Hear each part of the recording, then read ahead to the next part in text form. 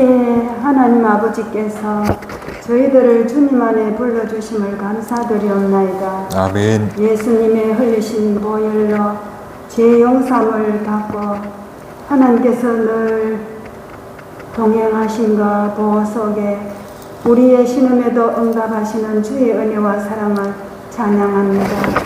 돈의 우상 앞에 명예나 권세나 이생의 자랑이 가득한 세상에서 우리의 마음이 상처받은 것 하나님 아버지께서 치유하여 주옵소서.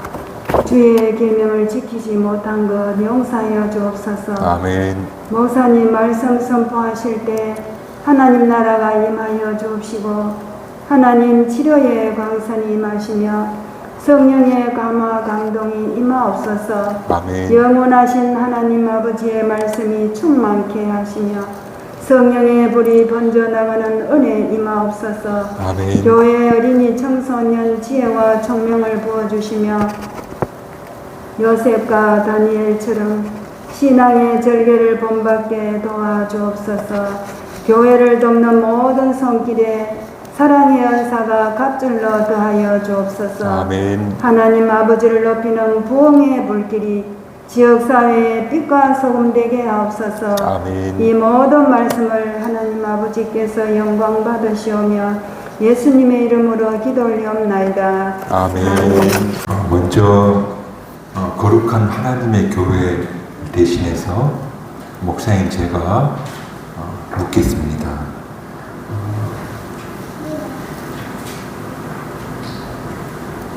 질문에 믿거나 맞다고 여기신다면 목소리로 네 믿습니다 라고 말씀해 주셨으면 좋겠습니다. 예수 그리스도가 하나님 아들 되시고 또 우리의 유일한 구원자 되심을 믿습니까? 네, 믿습니다. 네. 또 묻겠습니다. 그동안 스스로 주인 노릇했음을 정직하게 인정하고 이제는 하나님을 내 인생의 주인으로 모실 것을 다짐하십니까? 네, 다짐합니다. 네. 모든 교우분들이 증인이 되셔서 우리 김혜진 우리 교우분이 예수가 구주이심을 믿는다고 또 하나님이 내 인생의 주인 되심을 다짐하였습니다.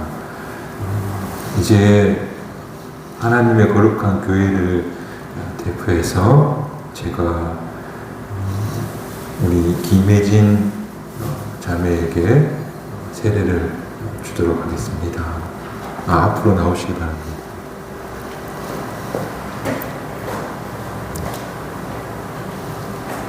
저를 보시고. 사랑하는 하나님의 자녀 김혜진에게 내가 성부와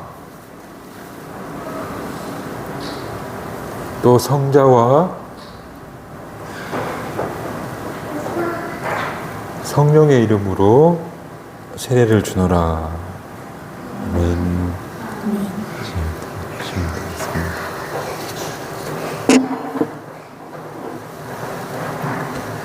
오늘 세례받은 김혜진은 경주 성문밖에 세례교인 된 것을 성부와 성자와 성령의 이름으로 선포하노라. 아멘. 기도. 오늘이 새해 첫 주 신년 주일이 되겠습니다. 2024년도가 밝았다는 것이 아직도 믿기지 않은데 근데 벌써 7일이나 지났습니다. 이 새해에 우리 마음에 품고 달려가야 될 신앙의 주제를 고민하다가 우리 경주 성문밖에 자기 선언문 두 번째 우리 매일 말씀을 읽습니다. 하는 것을 올 한 해 우리 교회 표로 삼고 믿음의 여정을 함께 걸어갔으면 좋겠습니다. 그래서 말씀의 기쁨이 오늘 교회의 표어가 되겠습니다. 그렇다면 오늘 말씀이 어떻게 우리의 기쁨이 되고 또 매일 성경을 읽는다는 것이 무엇이고, 다른 말로 하자면 말씀의 중심 혹은 말씀에 뿌리 내리는 삶이 어떤 건지를 우리가 오늘 함께 묵상해 보았으면 좋겠습니다. 이 주제를 생각하면서 어떻게 잘 설명할 수 있을까를 생각하다가 한 분 본보기를 제시해 드리면 좋겠다 하는 생각을 하게 됐는데, 떠오르는 분이 한 분 계셨습니다. 고 장기려 박사님.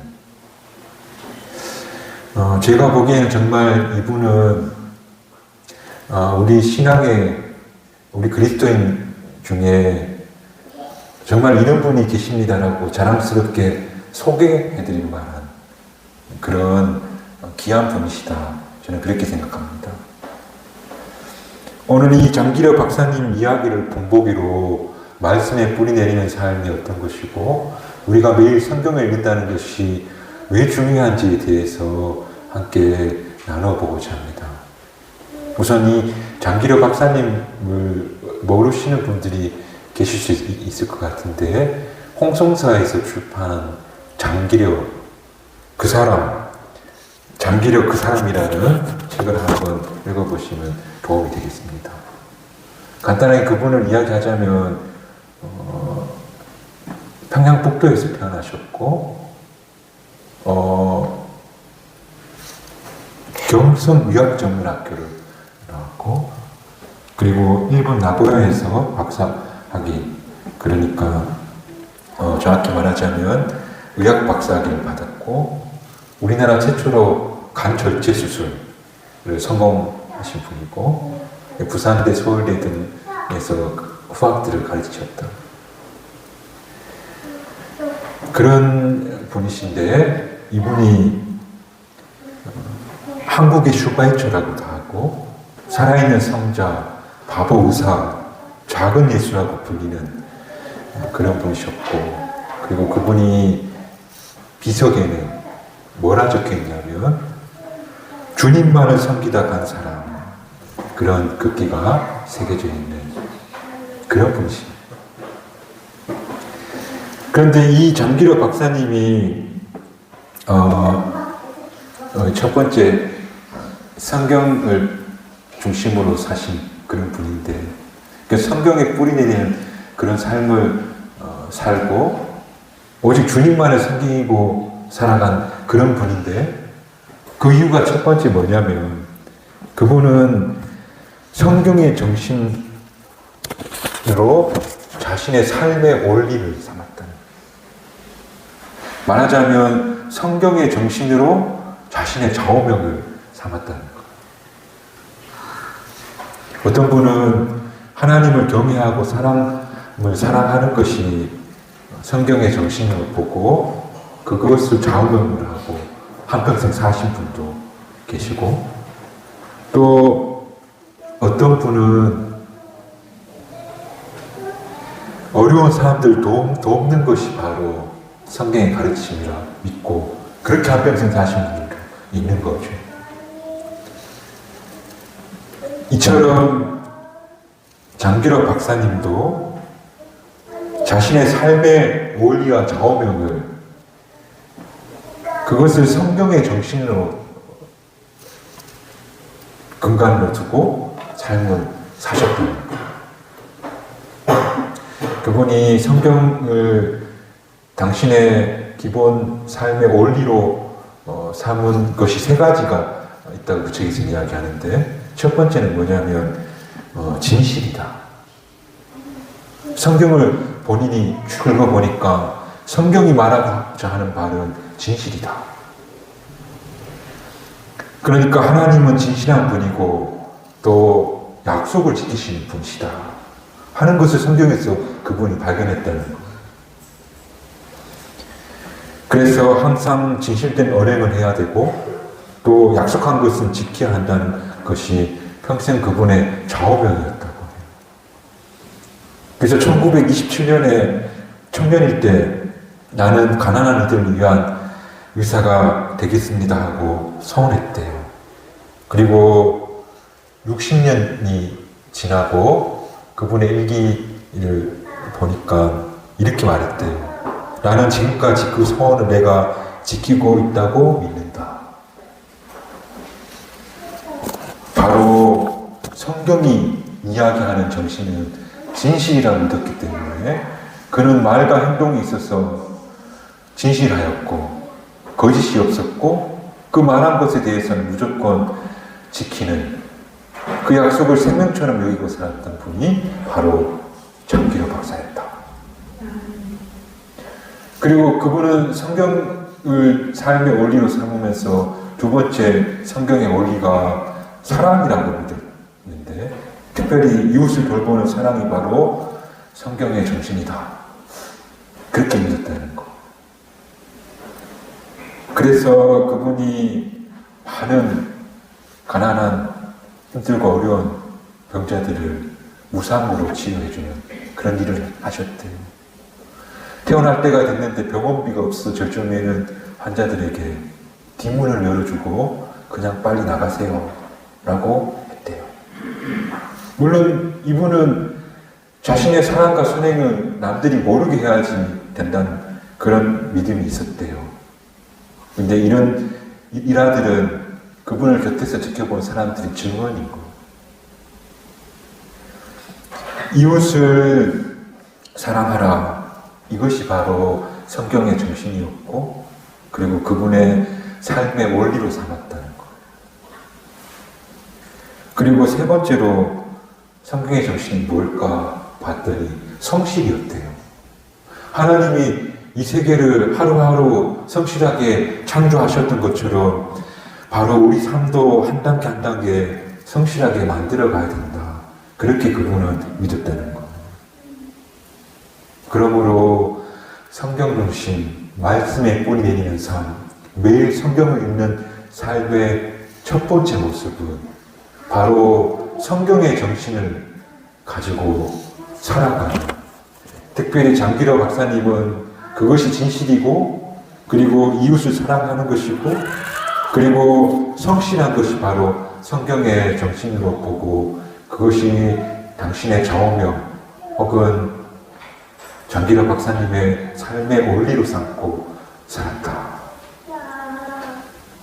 저는 이런 성경의 정신을 가지고 살아갈 수 있는 우리 경주 성북학교의 올 한 해가 되시기를 주님의 이름으로 축복합니다. 저는 산다고 바빠서 이런 성경의 정신 원리가 무엇인지 생각해 본 적이 없습니다라고 하시는 분들은 지금부터 한번 잘 생각해 보시기 바랍니다.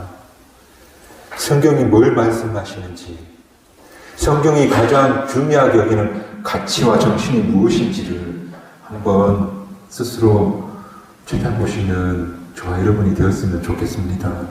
그리고 그 성경이 말하시는 원리가 여러분 삶의 원리가 되고, 그리고 여러분 삶의 좌우명이 될 때에 그게 바로 성경 중심, 말씀에 뿌리 내리는 삶, 그리고 매일 성경을 읽는 삶의 모습이 된다 하는 것을 저와 여러분이 꼭 기억하였으면 좋겠습니다. 그게 첫 번째였다면, 두 번째로 성경이, 말씀이 중심되고 뿌리가 내리는 삶은 어떤 거냐면, 우리가 살아가면서 삶의 역할들이 있습니다. 남편의 역할, 아내의 역할, 부모의 역할, 저는 목사라서 목사의 역할, 또 교사가 되는 교사의 역할, 또 대한민국 국민으로서의 국민의 역할이라는 게 다 있습니다. 근데 이 다양한 역할들을 하게 되는데 문제는 이 역할을 성경적 원칙에 따른 역할을 해야 된다는 겁니다. 매우 중요합니다. 그 결혼 예비학교라고 하는 걸 들어봤습니까? 나중에 결혼하시거든 꼭 결혼 예비학교를 남편과 함께 수료하시기 바랍니다. 또 성경적 부모교실이라는 것도 있습니다. 나중에 우리 사모님과 한번 해보셨으면 좋겠고, 또 부부학교, 아버지 학교, 어머니 학교 다 있습니다. 기회가 되면 우리 교회 교우분들도 그런 학교들을 위탁해서라도 받아왔으면 좋겠다 하는 바람입니다. 근데 이게 왜 중요하냐면 성경적인 역할로는 배우지 못하면 어떻게 역할하게 되냐면 내가 속해 있는 문화 또 내가 경험했던 모습 그대로 사는 수가 크기 때문인 겁니다. 제가 결혼 예비학교의 세미나에서 그 강사분이 하신 이야기가 아주 기억이 남는 게 하나 있는데 이런 이야기입니다. 결혼을 해서 집들이를 부모님을 모시고 한 겁니다. 부모님이 다 이제 저녁 때 돌아간 겁니다. 아내와 단둘이 남게 됐는데 아내도 하루 종일 피곤했을 텐데 또 뒷정리 설거지를 막 혼자서 하는 겁니다. 그걸 이제 그 새신랑이 남편이 보면서 미안한 겁니다. 같이 피곤한데 혼자 또 저렇게 하다니. 그런 일들이 빈번하게 있는 겁니다. 피곤한데 아내만 혼자 밥을 짓는다거나 미안해서 뭔가 할 게 없을까 하고 생각했는데 아버지가 했던 것이 생각나더라는 겁니다. 이런 상황에서 내 아버지가 했던 것이 기억이 나더라는 겁니다. 그래서 아버지 했던 걸 했답니다. 그게 뭐였겠습니까? 방에 들어가서 신문을 읽었답니다. 우리 엄마가 설거지할 때 아버지는 방에서 신문 읽었던 모습이 기억이 나서 그렇게 했다는 겁니다. 여러분, 우리가 성경이 말씀하시는 그 역할 배우지 못하면 우리가 자란 문화의 관습에 속한 사람으로 행동하게 된다는 겁니다. 그러므로 성경에서 배워야 하고 성경에서 찾아야 됩니다. 남편 역할이 무엇이고 아내 역할이 또 부모 역할이 또 성경에서 직장인은 사업자들은 어떻게 하라는지 우리가 성경에서 배울 때 우리가 건강한 사람이 될 수 있다는 겁니다. 장기로 박사님이 예수님이 이 사람은 어떻게 하셨을까? 그걸 묻고 살았기에 이분이 한국의 슈발츠라고 불렀고 그리고 이분 생애를 묘비로 쓰는데 주님만 섬기고 간 사람이라는 그런 칭을 듣게 되었다는 겁니다. 오늘 저와 여러분이 성경이 말씀하시는 그 말을 붙잡고 사는 그런 저와 여러분이 되었으면 좋겠습니다. 여러분 어떤 분이 멋있습니까? 어떤 분을 보고 배우고 싶습니까? 청년 때 기록 중에 청년 선배 중에 참 멋있는 분이 제 기억에 참 멋있다 하는 분이 있었습니다. 교회 올 때 늘 철학책을 끼고 다니셨고 또 드럼도 멋지게 치셨고 그리고 그분이 농담과 밑에도 되게 멋있었습니다. 그리고 가끔 교회 뒤편에 가서 담배 피는 그 모습도 되게 멋있어 보였어요. 지금 우리 젊은이들 혹은 우리는 흉내내는 또 멋있어 보이는 대상이 누군지 한번 스스로에게 물어보시기 바랍니다. 그런데 오늘 말씀 중심 성경에 뿌리 내린 매일 성경에 있는 사는 사람은 바로 성경 안에서 가치관을 찾고 또 말씀에서 내 역할이 어디인지를 분명히 알고 그리고 말씀 안에서 삶의 원리를 좌우명을 찾는 그런 삶 그것을 흉내내는 삶을 사는 것이 가장 건강한 삶, 가장 복된 삶이 된다는 것을 우리가 꼭 기억했으면 좋겠습니다. 그래서 세 번째로 성경이 우리 삶의 가치관이 되고 바람직한 역할의 기준이 되어야 된다 하면 이게 핵심인데, 그래서 이게 가능하기 위해서 우리가 꾸준히 계속해야 될 한 가지 습관이 있습니다. 그게 바로 우리가 매일 성경을 읽습니다. 매일 성경을 읽는 습관이 필요하다는 겁니다. 정말 내가 성경에서 바라는 아름다운 인간형을 만들어내고 또 내가 성경이 이야기하는 정신을 가지고 살아가려고 하는 바람을 가지고 있다면 올 한 해 매일 성경을 읽으시는 그런 우리 경주성박교회 교우분이 되시기를 축복합니다. 장기로 박사님은 평생 일기를 쓰셨습니다.